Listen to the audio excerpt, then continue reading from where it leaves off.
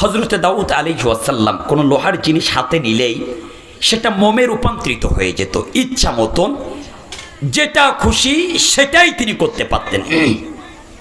এই দাউদ আলাইহিস সালামের দোয়া যেদিন কবুল হয়েছিল ওই দিন ছিল মুহররমের 10 তারিখ, আশুরার দিন। জোরে বলি সুবহানাল্লাহ। এবার আসেন হযরত ইয়াকুব আলাইহিস সালামের জীবনীও কারবালা এসেছিল। ইয়াকুব আলাইহিস সালামের সন্তান হযরত ইউসুফ আলাইহিস সালামের ভাইয়েরা যখন বাবার কাছে আরজি পেশ করলেন, বাবা ও বাবা, আমার ভাই ইউসুফকে নিয়ে আমরা একটু সফরে যেতে চাই, ঘুরতে যেতে চাই।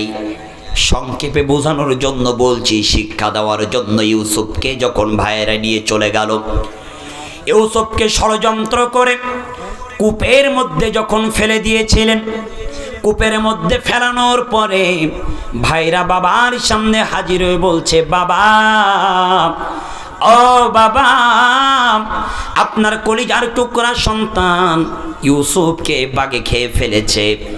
হযরত ইয়াকুব আলাইহিস সালাম বিশ্বাস করতে পারলেন না। কলিজার টুকরা সন্তান ইউসুফের জন্য কান্না করতে করতে এক পর্যায়ে ইয়াকুব আলাইহিস সালাম চোখের দৃষ্টি শক্তি হারিয়ে ফেললেন। ইয়াকুব আলাইহিস সালাম যখন চোখের দৃষ্টি শক্তি হারিয়ে ফেলেছিলেন, ইয়াকুবের জীবনী সেই মুহূর্তটা ছিল কারবালা। আর ইয়াকুব আলাইহিস সালাম পরবর্তীতে চোখের জ্যোতি যেদিন ফিরে পেয়েছিলেন ওই দিন ছিল মুহররমের 10 তারিখ, আশুরার দিন। উমদাতুল কারি লিশরহি সহিহিল বুখারীর ব্যাখ্যায় আল্লামা বদরুদ্দিন এবার বলছেন, হযরত নূহ আলাইহিস সালামের জীবনীও একইভাবে কারবালা এসেছিল 950 বছর। একাধারে তার কওমের মানুষদের কাছে যখন দাওয়াত দিলেন, কওমের হাতে গোনা কয়েকজন পয়গম্বর নূহুর কালিমা পড়লেন, আল্লাহকে বিশ্বাস করলেন, আল্লাহকে মানতে রাজি হলেন। আর ম্যাক্সিমাম মানুষ পয়গম্বর নূহকে মানতে রাজি হলো না। আমার আল্লাহ বললেন, নূহ আমি চাই তোমার জাতি, তোমার কওমের মানুষের উপরে একটা গজব দিতে, একটা কারবালা দিতে। ও পয়গম্বর নূহ, আমি অবশ্যই তোমার জাতির মানুষের উপরে একটা গজব দিতে চাই। নূহ আলাইহিস সালাম বললেন, আল্লাহ আপনি যে গজব দিবেন এই গজবে তো আমরাও ধ্বংস হয়ে যাব। আল্লাহ বললেন, পয়গম্বর হতাশ হওয়ার কোনো কারণ নাই, বিচলিত হওয়ার, টেনশন করার কোনো কারণ নাই।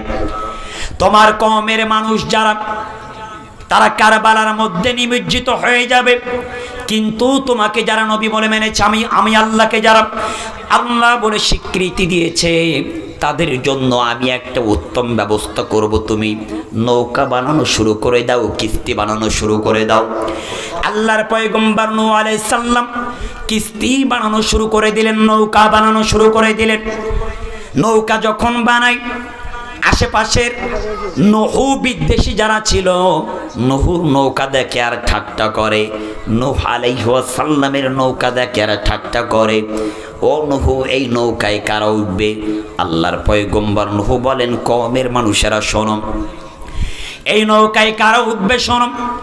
আমাকে যারা নবী বলে মেনেছে, আমার আল্লাহকে যারা রব বলে স্বীকৃতি দিয়েছে, এই নৌকার মধ্যে শুধু তারাই উঠতে পারবে। আমার এই নৌকা কোনো দুর্নীতিবাজ, সাদাবাজ, লুণ্ঠনকারী, অন্যায়কারী, ধর্ষণকারীদের জন্য আমি নূহুর নৌকা না। এই নৌকায় ভালো মানুষ ছাড়া দুর্নীতি যারা করে, অন্যায় যারা করে, টেন্ডারবাজি যারা করে, চাঁদাবাজি যারা করে, রাস্তার খোয়াগুলো যারা মেরে দেয়, রাস্তার বালুগুলা, রডগুলো যারা মেরে দেয়, রডের নামে যারা বাঁশ ঢোকায়, এই নৌকা তাদের জন্য আমার আল্লাহ হারাম করে দিয়েছে। আরে ভাই, নৌকা কিন্তু শান্তির প্রতীক। সুবহানাল্লাহ বলবেন না? নৌকা শান্তির প্রতীক, কিন্তু শান্তির জায়গায় যারা অশান্তি লাগায়, বুঝতে হবে এরা পৃথিবীর সবচাইতে নিকৃষ্ট মানুষ। নূহ আলাইহিস সালাম বললেন, আমার এই নৌকায় ভালো মানুষ ছাড়া খারাপ মানুষ উঠতে পারবে না। এক পর্যায়ে ওই যে বৃদ্ধ বুড়ি মহিলা, এসব তো ঘটনা জানা, শুধু বোঝানোর জন্য বলছি। যখন কারবালা দিলেন, একাধারে 40 দিন পর্যন্ত কারবালা শুরু হয়ে গেল জুদি পাহাড়। তখন ওই মুহূর্তটা পয়গম্বর নূহর জন্য ছিল কারবালা। আর জুদি পাহাড়ে যেদিন নৌকা গিয়ে ঠেকেছিল, সেদিন কারবালা সমাপ্ত হয়েছিল। ওই দিন ছিল মুহররমের 10 তারিখ, আশুরার দিন। জোরে বলে সুবহানাল্লাহ। সংক্ষেপে বলছি, হযরত ইউসুফ আলাইহিস সালামের জীবনীয় কারবালা কেমন কারবালা। তাকে যখন কূপের মধ্যে নিক্ষেপ করেছিল, তখন ছিল পয়গম্বর ইউসুফের জন্য কারবালা। আর ওই কূপ থেকে যেদিন আমার আল্লাহ হেফাজত করে মিশরের রাজপ্রাসাদের দায়িত্ব দিয়েছিলেন, ওই দিন ছিল মুহররমের 10 তারিখ, আশুরার দিন। জোরে বলে সুবহানাল্লাহ। আচ্ছা বলেন তো, কূপের ভিতরে যে আল্লাহ ফেললেন, ওই কূপ থেকে সেই আল্লাহ উত্তোলন করে রাজপ্রাসাদের ক্ষমতার চেয়ারে বসিয়েছেন, সেই আল্লাহর এখনো পর্যন্ত ক্ষমতা আছে না নাই? এবার আসেন আপনার আমার নবী মুহাম্মদ রাসূলুল্লাহর জীবনীয়। একের পর এক বিপদ কারবালা এসেছিল, কিন্তু আমার আল্লাহ নবী মুহাম্মদ রাসূলুল্লাহকে আগে এবং পরের সমস্ত গুনাহ যেদিন মাফ করেছিলেন, আপনার আমার নবী তো এমনিতেই নিষ্পাপ। তারপরে আমার আল্লাহ নবীকে ডেকে বললেন, নবী, নবী, আমি আল্লাহ আপনাকে নিষ্পাপ করে বানিয়েছি, তারপরে আপনার সমস্ত গুনাহগুলো মাফ করে দিলাম। ওই দিনটা ছিল মুহররমের 10 তারিখ, আশুরার দিন।